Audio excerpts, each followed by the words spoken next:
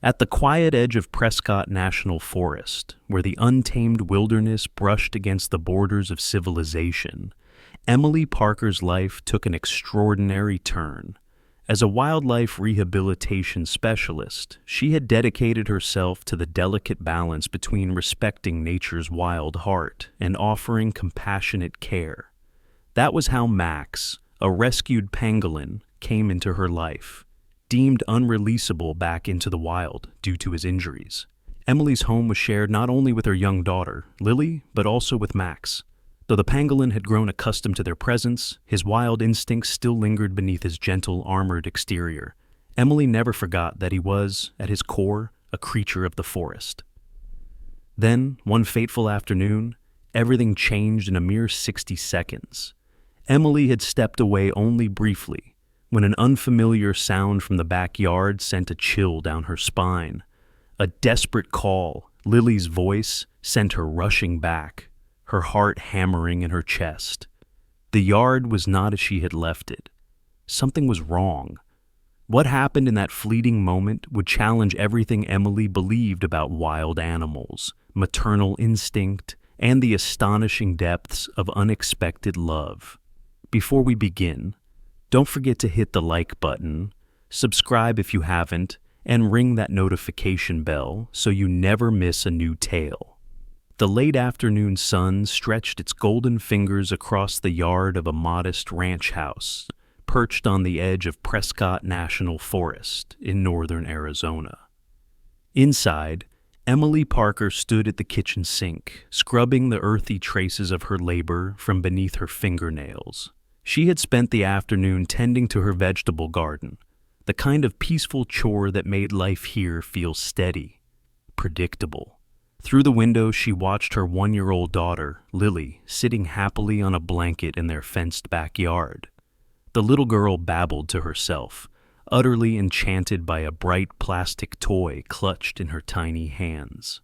Nearby, sprawled in a patch of dappled sunlight, was Max, their most extraordinary family member. The young male pangolin, his armored scales catching the light, lay curled in his usual resting spot. The late sun glinted off his keratin plates as he shifted lazily, his sharp claws tucked beneath him. Every now and then, his long tapered snout would twitch, picking up scents or sounds invisible to human senses. His presence in their home was anything but ordinary. He was there because of circumstances beyond his control, because the wild, for him, was no longer an option. And yet, in this quiet moment, as Lily giggled and Max dozed, everything felt right. But life has a way of testing the bonds we think are unbreakable. And in just a few heartbeats, everything was about to change. 6 months earlier, Emily could never have imagined this would be her life. Adopting a wild animal had never been part of her plan. As a wildlife rehabilitation specialist, she had dedicated her career to healing injured animals and returning them to their natural habitats, where they belonged. That was her calling, her purpose. But then came Max. She first met the tiny pangolin at the Southwest Wildlife Conservation Center, where she volunteered 3 days a week. He was just a pup when rescuers brought him in, severely malnourished, weak, and injured. He had been caught in an illegal poacher's snare, his delicate front claws crushed and infected. The wildlife veterinarians weren't sure he would survive the night. Yet, against all odds, Max fought. Through multiple surgeries and months of painstaking care, he pulled through. But the damage to his claws was permanent. In the wild, a pangolin relies on those claws to dig for ants and termites, to climb, to defend itself. Without them, he could never survive on his own. The hard truth settled in. Max was unreleasable. And so, Emily faced a choice: leave him in captivity at the center, or give him a home where he could live with dignity. She chose the latter. Little did she know that decision would lead to an afternoon where 60 seconds would change everything. Max was now a permanent captive, a reality that weighed heavily on Emily's heart. But during his long rehabilitation, something extraordinary had happened. Unlike most wild animals, who never fully shed their instinctive fear of humans, Max had shown a temperament unlike any other. He was cautious, yes, but not fearful. Observant, but never aggressive. There was a quiet intelligence in his dark, gleaming eyes, as if he understood that Emily was his protector. When budget cuts forced the Conservation Center to find permanent homes for some of their non-releasable animals, Emily knew what she had to do. After countless sleepless nights, she made the difficult decision to apply for a special wildlife rehabilitation permit, one that would allow Max to live with her permanently. The process was grueling. Home inspections, endless paperwork. Proof of her years of experience with wild animals, particularly felines, though pangolins were a different challenge altogether. She even had to design and build a secure outdoor enclosure that met strict state regulations. A space where Max could roam safely while still feeling the sun on his scales. But she did it. For him. And so, Max became more than just a rescue. He became family. 3 months had passed since Max came home, 3 months of careful adjustments and quiet victories. To Emily's relief, the pangolin had adapted to his new life with surprising ease. But what truly astonished her was his behavior around Lily. At first, Max had kept his distance from the toddler, observing her with cautious curiosity from the far side of the room or yard. But as weeks passed, he grew more comfortable, sometimes even lingering a few feet away as she played, his dark, intelligent eyes tracking her movements with something akin to fascination. Still, Emily never let her guard down. No matter how calm Max seemed, she never forgot the truth. He was, and always would be, a wild animal. His instincts were written into his bones, scales and claws forged by nature, not nurture. A pangolin's defenses were subtle but powerful, and even the gentlest creature could react unpredictably. That afternoon, as she stood at the kitchen sink, Emily glanced once more at the peaceful scene outside. Lily sat contentedly on her blanket, babbling to a toy, while Max dozed in his favorite patch of sunlight, his armored body rising and falling in slow, even breaths. She just needed to grab the laundry from the dryer, a task that would take less than a minute. It would be fine, she told herself, drying her hands on a dish towel. Just 60 seconds. With one last look at the yard, Emily turned away from the window. She had no way of knowing those 60 seconds would unravel everything she thought she knew about trust, instinct, and the extraordinary bond between her child and this wild, unlikely guardian. Emily moved quickly to the utility room, pulling warm laundry from the dryer in practiced motions. The soft hum of domesticity filled her thoughts. Dinner plans, her mother's visit this weekend, the comforting rhythm of chores. For a moment, it was easy to forget just how unusual her life had become. How many people shared their home with a rescued pangolin? Then she heard it. A low, guttural sound cut through the quiet, Max's warning call. Her hands froze mid-fold. That noise wasn't part of their routine. It was sharp, urgent, a sound she'd only heard a handful of times, always when Max sensed something wrong. The shirt she had been holding slipped from her fingers as her pulse spiked. Lily. Emily sprinted back toward the kitchen, her breath ragged. Through the window, her eyes darted to the spot where Lily had been playing just moments before. The blanket was still there. The toy lay untouched, but her daughter was gone. Emily's heart turned to ice as she exploded through the back door, her gaze sweeping the yard in terror. Then, she froze.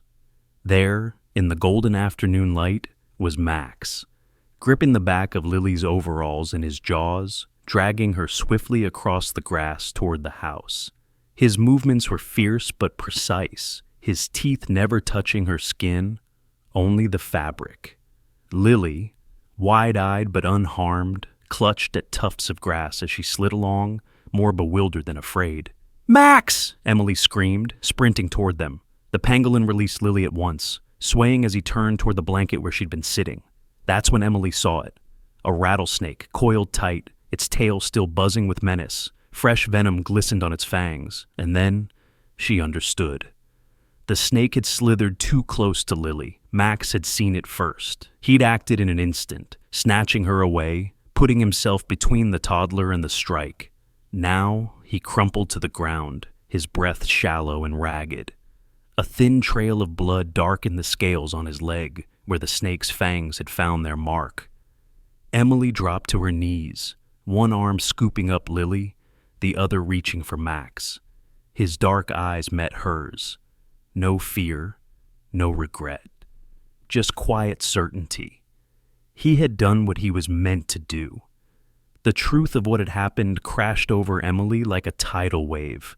First icy terror, then burning adrenaline. She snatched Lily into her arms, her hands flying over the toddler's body, searching for any sign of injury. No bites, no scratches. Just shaky, startled tears. "Shh, you're okay, baby," Emily whispered, pressing a kiss to Lily's forehead before settling her into the portable playpen on the covered porch, far from danger. Then she moved. Her fingers closed around the long handle of the garden hoe leaning against the house. The rattlesnake still coiled menacingly near Lily's abandoned blanket, its tail buzzing a warning. Emily's hands trembled, but her movements were steady. Life on the forest's edge had taught her how to handle this. With careful precision, she guided the agitated snake into the large plastic storage bin she kept for exactly this purpose. The lid snapped shut with a click. Later, she'd release it deep in the woods.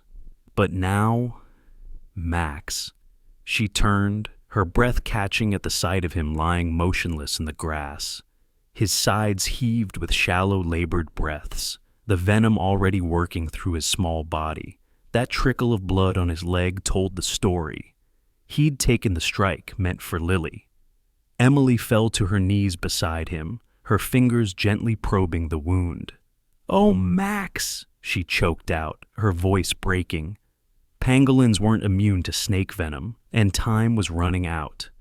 Every second burned like fire as Emily knelt beside Max. The pangolin's golden eyes were clouded with pain, his breaths coming in quick, shallow gasps. The swelling around the twin puncture wounds on his front leg was already spreading, venom working its way through his small, armored body. 40 minutes to the clinic. Too long. But there was no other choice. Emily yanked her phone from her pocket, fingers flying over the screen as she sprinted to the garage for the large pet carrier. Dr. Harris answered on the second ring. "Emily, what's up?" "Max is down, rattlesnake bite. He took the strike protecting Lily." She choked out, hefting the carrier under one arm. "I'm bringing him in now." No hesitation. "I'll prep the antivenom," Dr. Harris said. "Keep him still. Movement accelerates the venom. Go." The call ended. Emily dropped to Max's side, carrier clattering onto the grass. His scales were hot to the touch, his body trembling. "Easy, warrior," she whispered, sliding her hands beneath him. A pained whine escaped his throat as she lifted him, but he didn't struggle, just pressed his snout weakly against her arm, trusting her even now. The carrier door clicked shut, keys in the ignition, tires screeching on gravel. Somewhere in the back seat, Max's labored breaths marked the ticking clock. Max's body felt impossibly dense as Emily worked to move him. 30 pounds of muscle, bone, and survival instinct, now limp in her arms. For a wild pangolin, he wasn't oversized, but lifting him safely while he fought for breath took every ounce of her strength. She unfurled a blanket beside him, its fabric catching on the rough edges of his scales. "Easy, easy," she murmured, rolling him onto it with trembling hands. The makeshift stretcher sagged under his weight as she guided him into the carrier, her throat tightening when he didn't so much as twitch. No resistance, no fight. That silence terrified her more than any snarl or hiss ever could. In 6 months, she'd never seen him like this. Not during his worst days at the clinic, not even when infection had ravaged his leg. Back then, he'd still bared his teeth at vets, coiled defensively at sudden touches. A wild thing's last line of pride. I will not surrender, even broken. But now, his body lay too still, his breaths whistling like wind through dry grass. The venom was winning. Emily slammed the carrier door shut and lunged for the driver's seat. The clock screamed louder than the engine ever could. Max's pain-glazed eyes followed her movements, dull but trusting, as she secured him in the carrier. Every shallow breath he took felt like a knife twisting in Emily's chest. She snatched Lily from the playpen, buckling her into the car seat with shaking hands before carefully placing Max's carrier on the passenger seat, close enough to touch, to reassure him, to beg him without words to hold on. "Hang on, Max," she whispered as the SUV roared to life. "Just hang on." The drive to the clinic was a nightmare of split focus, white-knuckling the wheel, checking Lily's mirror reflection, oblivious, gnawing on her toy, and stealing frantic glances at Max. Each breath he took sounded wetter, heavier. Their bond had always defied explanation. Emily never pretended Max was a pet. She respected his wildness, his instincts, the invisible line between their worlds. Yet somewhere between nursing him through feverish nights and watching him tilt his head at Lily's giggles, that line had blurred. And today, he'd crossed it entirely. "Why did you do that, you silly creature?" Her voice cracked, tears hot on her cheeks. "You weren't supposed to protect her like this, like family." The clinic appeared ahead, a no-nonsense building, its doors flung open. Dr. Harris stood waiting, a gurney beside him. Emily barely parked before she was out, screaming words she couldn't hear over the blood pounding in her ears. Hands grabbed the carrier. The gurney rattled. And as they rushed Max inside, one truth eclipsed every other. Wild or not, he was theirs. Emily flung open the passenger door, her voice tight with urgency. "Bites on his right front leg, swelling spreading." Dr. Harris nodded sharply, helping her transfer the carrier to the gurney. "Let's move. Rattlesnake venom is hemotoxic, attacks blood and tissue, but we've got anti-venom ready." Emily followed, clutching Lily against her chest. The toddler had gone eerily quiet, her wide eyes tracking the flurry of movement as if she understood the gravity of the moment. Inside the exam room, the team worked with practiced precision. IV fluid snaked into Max's leg, anti-venom injected near the puncture wounds. Dr. Harris adjusted the drip, his voice steady but grave. "Next 12 hours are critical. We'll monitor for anaphylaxis or complications. He'll need to stay overnight at minimum." Emily nodded, bouncing Lily absently. "Whatever he needs." Dr. Harris paused, studying them. The trembling woman, the solemn child, the armored creature fighting for life on his table. "You're sure he was protecting her?" Emily's breath hitched as she described it again. Max's desperate drag across the grass, the coiled snake, his collapse. "Remarkable," Dr. Harris murmured, adjusting the IV. "Pangolins aren't social animals. They don't protect other species, ever." A tear splashed onto Lily's curls as Emily whispered the truth they all knew but couldn't explain. "He wasn't just an animal today." Dr. Harris adjusted the IV line, his brow furrowed in thought. Protective behavior toward humans, especially children, is common in domesticated animals. But in a wild species like a pangolin, even one habituated to people, he shook his head, checking Max's vitals again. Nature keeps reminding us how little we truly understand. Emily stared at Max's still form, remembering the fierce determination in his movements as he dragged Lily to safety, scales glinting, body moving on pure instinct. "They never stop surprising us," she whispered. The house echoed with absence that night. As Emily went through Lily's bedtime routine, spooning pureed carrots, splashing in the tub, turning cardboard pages of Goodnight Moon, her hands moved on autopilot. Every shadow in the hallway made her glance for a familiar armored shape. Every silence ached without the soft rustle of Max foraging in his enclosure. 9:07 p.m. The call came. "He's responding to the anti-venom," Dr. Harris reported. "Vitals stable. Swelling hasn't progressed in 2 hours." I'm cautiously optimistic. Emily's knees buckled. She slumped against Lily's crib, the relief so violent it near choked her. "Thank you," she rasped. "Don't celebrate yet," the vet warned. "But if he keeps improving, you might bring him home tomorrow." In the nursery's dim glow, Emily watched Lily clutch her stuffed pangolin toy, the one Max had sniffed with such gentle curiosity weeks ago. Outside, the forest whispered. Somewhere between wild and tame, between scales and skin, a line had been crossed, and none of them would ever be the same. Emily stepped onto the back porch, the night air cool against her skin. The empty patch of grass, where Max should have been curled in his sun-warmed hollow, yawned like a wound. It hit her then, with the force of a monsoon rain. This wild creature had become family, not just an exotic guest, not just a rehabilitation project, a guardian, one who'd thrown himself between death and her child without hesitation. Sleep came in fractured pieces. She jerked awake every hour, checking Lily's crib, thumbing her silent phone, pacing to the window as if she might see Max's silhouette limping home through the trees. But dawn brought light, and light brought hope.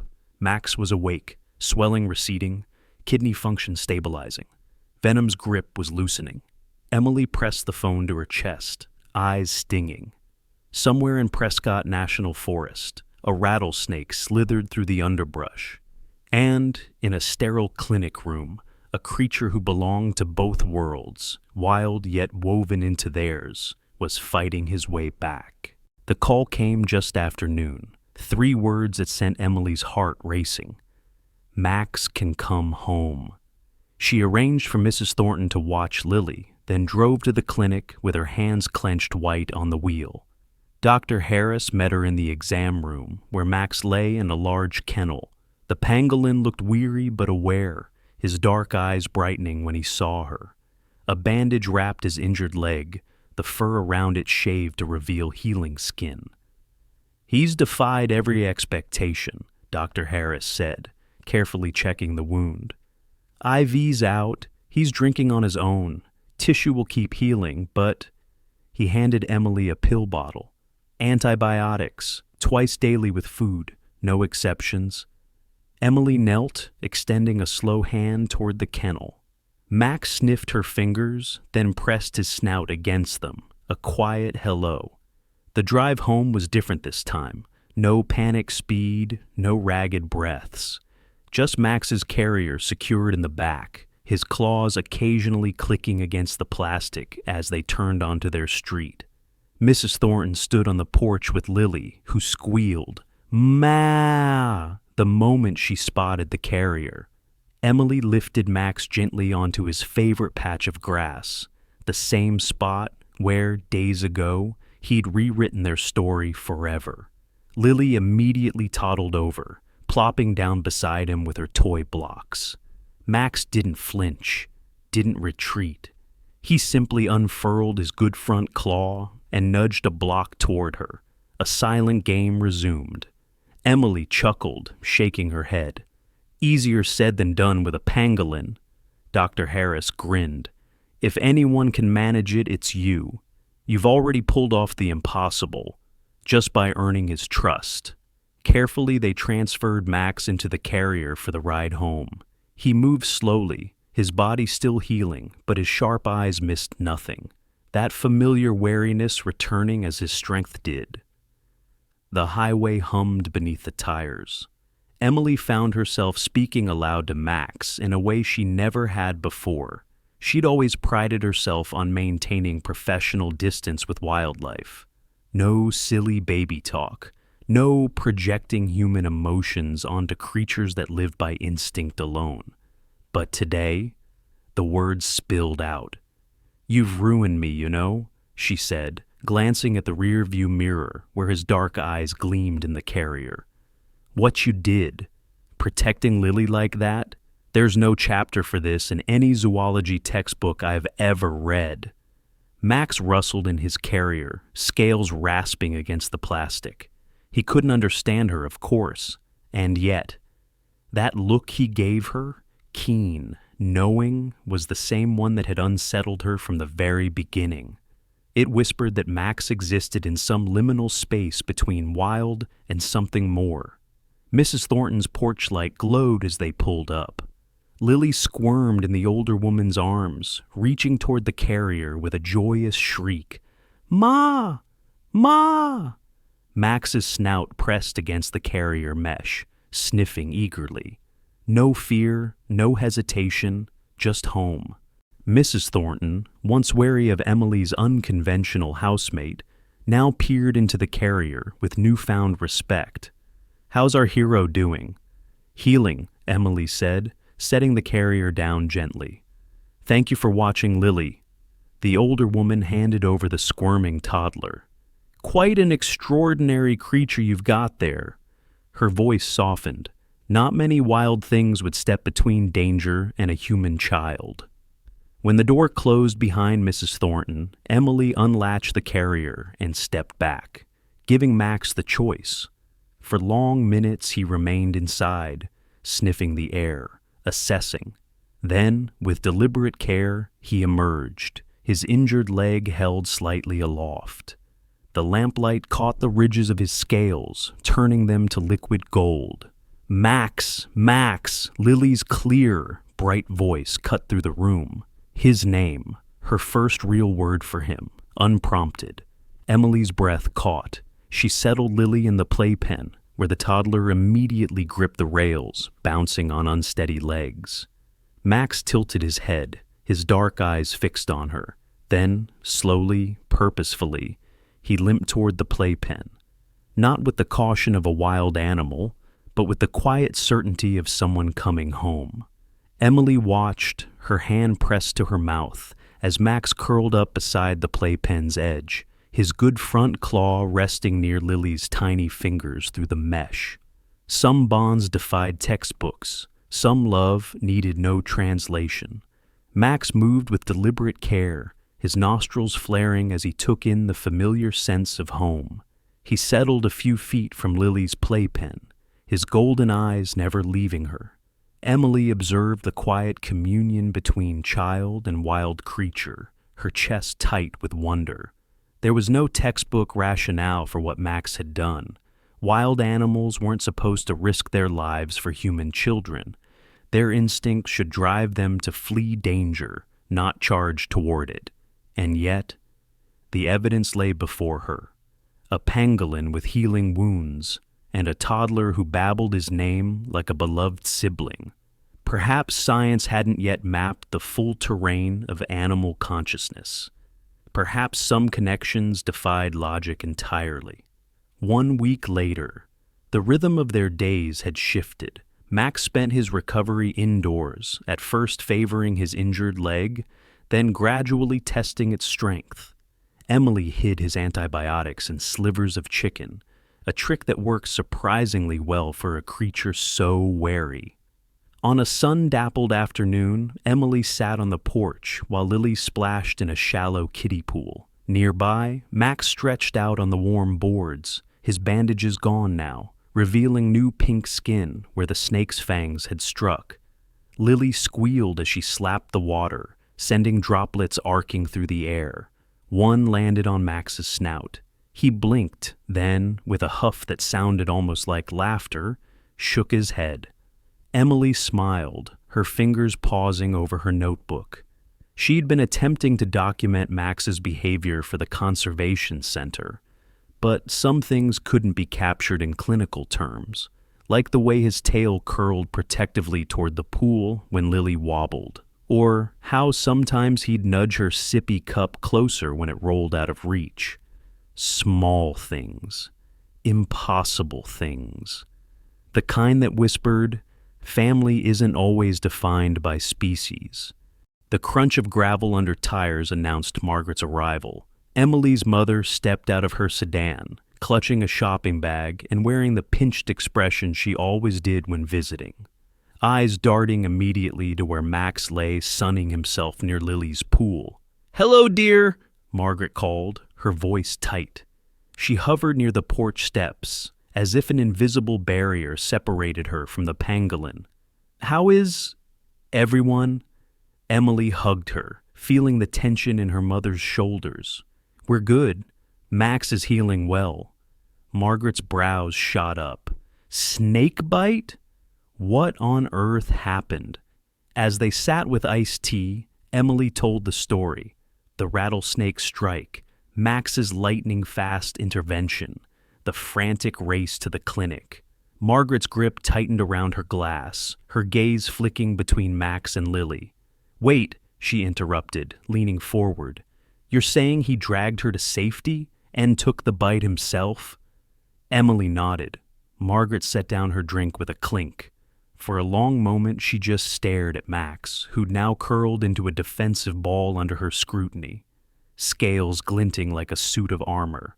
Then, slowly, she did something Emily hadn't seen in all the months since Max arrived. She reached out. Her fingers stopped just shy of touching him, hovering over his back.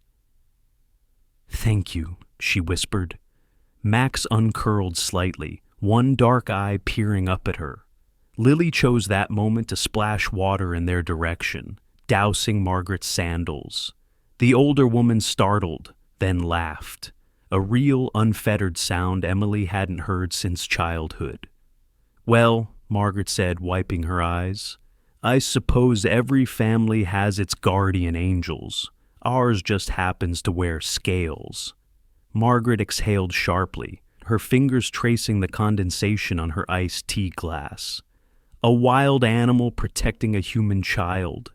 She shook her head, watching as Max's good eye flicked open yet again when Lily squealed, tracking her like a living security system. "I owe you an apology," she said at last, the words clearly costing her.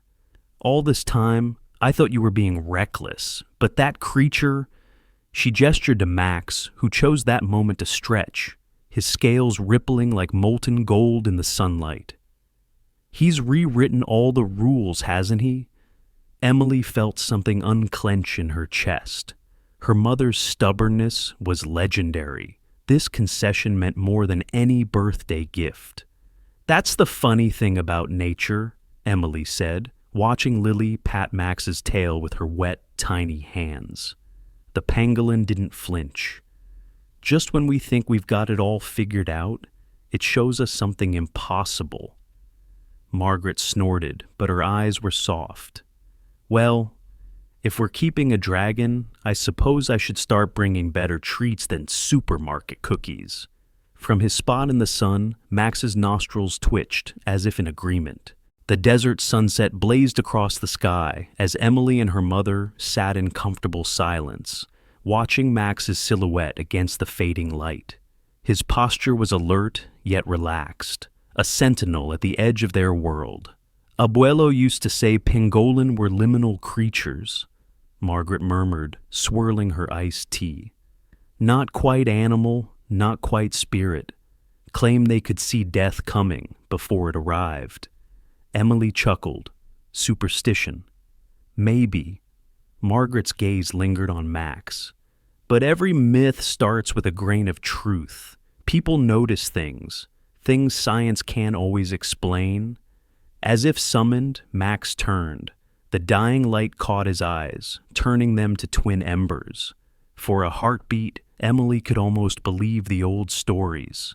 The snakebite became just another chapter in their story. Max healed completely, save for a pale crescent of skin where venom had once flowed. Lily grew taller, her babbling giving way to real words. many of them Max's name. Some things never changed. Max still refused to be cuddled like a pet. He still startled at sudden noises. He still sometimes vanished for days into the forest, returning with the scent of juniper, clinging to his scales. But now, when he reappeared, Lily would shriek with joy, and Max would amble over, nudging her pockets for the dried mango she always saved for him. And on quiet evenings, when the desert held its breath, Emily would catch them, her daughter curled against the pangolin's armored side, his tail draped over her like a living blanket, two hearts beating, one wild, one human, in perfect, impossible rhythm. Emily reinforced the property with snake-proof fencing and motion-activated deterrents, turning their yard into a fortress against future threats. She maintained her watchful eye during Lily's outdoor adventures, though now she often found herself glancing not just for dangers, but at the armored sentinel who shadowed her daughter's every step. News of Max's act of protection rippled through the scientific community.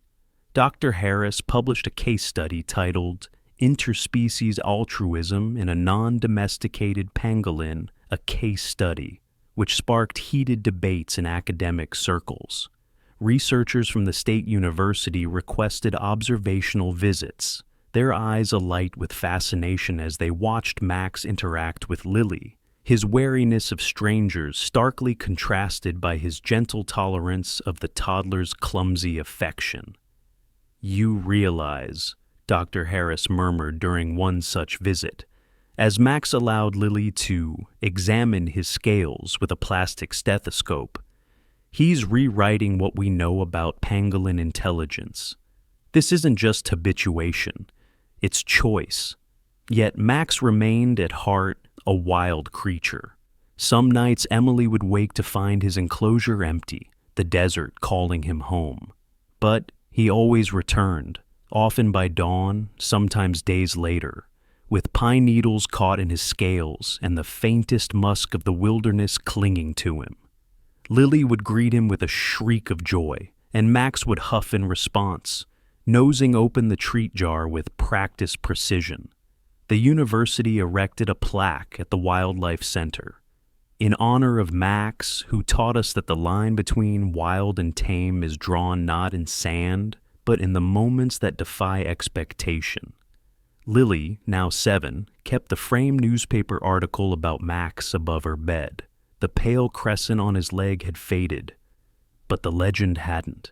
And when new rescues arrived at Emily's rehabilitation center, scared, snarling, certain the world was cruel, she'd bring them to the back window, where an old pangolin dozed in the sun, where a little girl's laughter rang like wind chimes, where the impossible had become simply their life.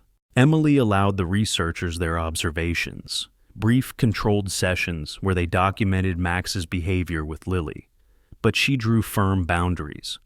No invasive tests, no disruption to his routines.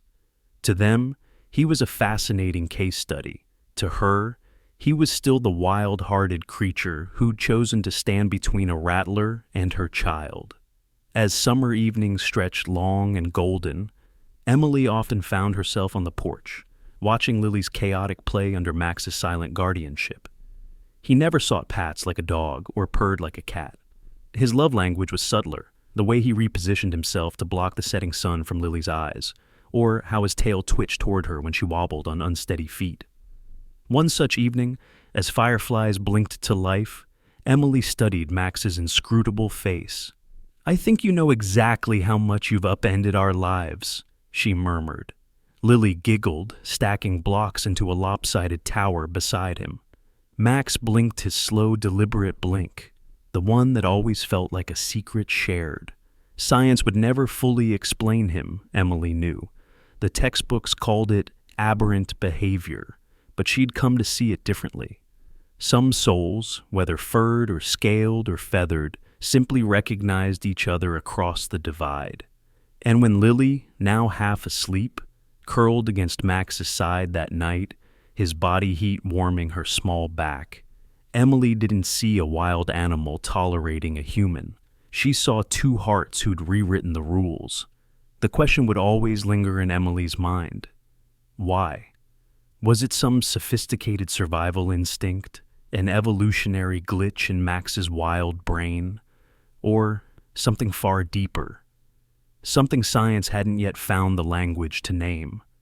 But as twilight draped the yard in violet shadows, she let the mystery rest. Some truth didn't need dissection. Max stretched, his scales catching the last cobalt light, and ambled closer to Lily's blanket. The toddler beamed up at him, her small hand extending a bright red block. "Max," she declared, as if introducing him to the universe. And when the pangolin lowered his snout to sniff the offering, when his tail curled gently around the edge of Lily's blanket like a living fence, Emily stopped wondering. The proof was here, in this everyday miracle. A child who saw not a predator, but family. A wild heart that had chosen, against all instinct, to stay. Max didn't take the block. Of course he didn't. But the way he studied Lily, his golden eyes reflecting her small, hopeful face, made Emily's breath catch. In that silent exchange, she saw something sacred, a wildness and an innocence meeting in perfect balance, the kind of harmony poets spend lifetimes chasing. For years, Emily had believed wildlife rehabilitation was about restoring order, helping creatures return to their rightful place in the untamed world. But Max had taught her a deeper truth. Sometimes, nature itself draws bridges between worlds. He hadn't chosen the forest, he'd chosen them. Not as a pet, not as a captive, but as a guardian who walked the line between wild and kin. As night draped the desert in indigo, Emily lifted a drowsy Lily into her arms. Max trailed them toward the house, his claws clicking softly on the flagstones, always near, never crowding. 3 heartbeats, 3 worlds, bound by a single act of devotion that had rewritten their fates. Above them, the first stars blinked awake, bearing witness to this impossible family. A mother, a child, and the wild soul who'd torn through nature's oldest divide to protect what he loved.